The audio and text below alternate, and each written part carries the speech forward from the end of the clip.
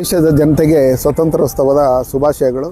ನಮ್ಮ ರಾಜ್ಯ ಸರ್ಕಾರ BJP ಸರ್ಕಾರ ಇದ್ದಂಥ ಸಂದರ್ಭದಲ್ಲಿ ಸ್ವತಂತ್ರ ಬಂದ 75 ವರ್ಷಗಳ ನಂತರ ನಾವು ಕ್ಲಾಕ್ ಟವರಲ್ಲಿ ಭಾರತ ಧ್ವಜವನ್ನು ಆರಿಸೋದಕ್ಕೆ ನಾವು ಶುರು ಮಾಡಿದ್ರಿ. ಇದು 4ನೇ ವರ್ಷ.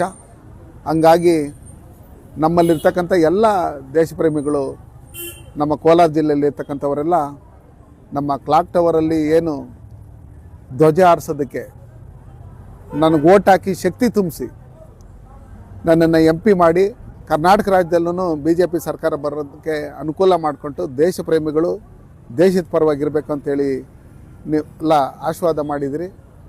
ಅದಕ್ಕೆ ನಾನು ಚಿರೋಣೆಯಾಗಿರ್ತೀನಿ.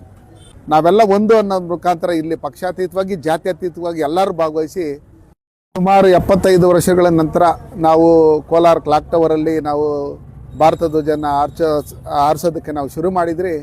ಹಿಂದೆ ನಾವು ಶ್ರೀನಗರದಲ್ಲಿ ಲಾಲ್ ಕಿಲ್ಲಾ ಅಲ್ಲಿರ್ಬೋದು, ಬೇರೆ ಬೇರೆ ಕಡೆ ಇದೇ ಥರ ಇರತಕ್ಕಂಥ ಸಂದರ್ಭದಲ್ಲಿ ಯಾವ ರೀತಿ ಸನ್ಮಾನ್ಯ ನರೇಂದ್ರ ಮೋದಿಜಿಯವರು ಹೋಗಿ ಅಲ್ಲಿ ಭಾರತ ಧ್ವಜವನ್ನು ಆರಿಸೋದಕ್ಕೆ ಪ್ರಯತ್ನ ಪಟ್ಟರು, ಆರಿಸಿದ್ರು.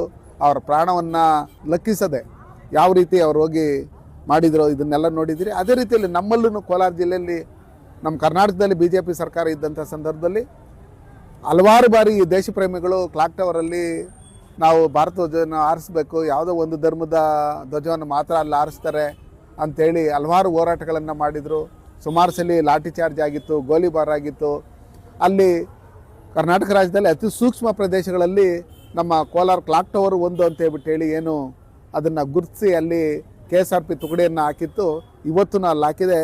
ಇದನ್ನೆಲ್ಲ ನೋಡಿದಂಥ ಸಂದರ್ಭದಲ್ಲಿ ನಾವೆಲ್ಲ ದೇಶ ಪ್ರೇಮಿಗಳು ದೇಶದ ಪರವಾಗಿರಬೇಕು, ದೇಶದ ಪರವಾಗಿರಬೇಕು. ರಾಜಕೀಯ ಚುನಾವಣೆ ಬಂದಾಗ ಯಾರು ದೇಶದ ಪರವಾಗಿ ಒಳ್ಳೆ ಕೆಲಸ ಮಾಡ್ತಾಯಿದ್ರೆ ಅವ್ರಿಗೆ ಓಟ್ ಹಾಕೋದ್ರ ಮುಖಾಂತರ ಈ ದೇಶನ ನಾವು ಯಾವ ರೀತಿ ಭದ್ರತೆ, ಯಾವುದು ಸುವ್ಯವಸ್ಥೆಗೆ ತರಬೇಕು ಆ ನಿಟ್ಟಿನಲ್ಲಿ ಯೋಚನೆ ಮಾಡೋಣ. ಅದು ಬಿಟ್ಟು ನಾವು ಏನು ನಾಳೆ 6 ಗಂಟೆಗೆ ನಾವು ಜಿಲ್ಲಾಧಿಕಾರಿಗಳು ಮತ್ತು ಪೊಲೀಸ್ ವರಿಷ್ಠಾಧಿಕಾರಿ ಎಲ್ಲ ಚುನಾಯಿತ ಪ್ರತಿನಿಧಿಗಳು ಹೋಗಿ ಅಲ್ಲಿ ಏನು ಧ್ವಜಾರೋಹಣ ಮಾಡ್ತಾರೆ, ಅದರಲ್ಲಿ ಎಲ್ಲ ನಾಗರಿಕರು, ಈ ದೇಶದ ದೇಶಪ್ರೇಮಿಗಳು ಎಲ್ಲರೂ ಒಟ್ಟಿಗೆ ಭಾಗವಹಿಸಿ 6 ಗಂಟೆಗೆ ಆ ಧ್ವಜಾರೋಹಣವನ್ನು ಯಶಸ್ವಿಗೊಳಿಸ್ಬೇಕಂತೇಳಿ ಈ ಮೂಲಕ ನಾನು ಮನವಿ ಮಾಡ್ಕೊತೀನಿ.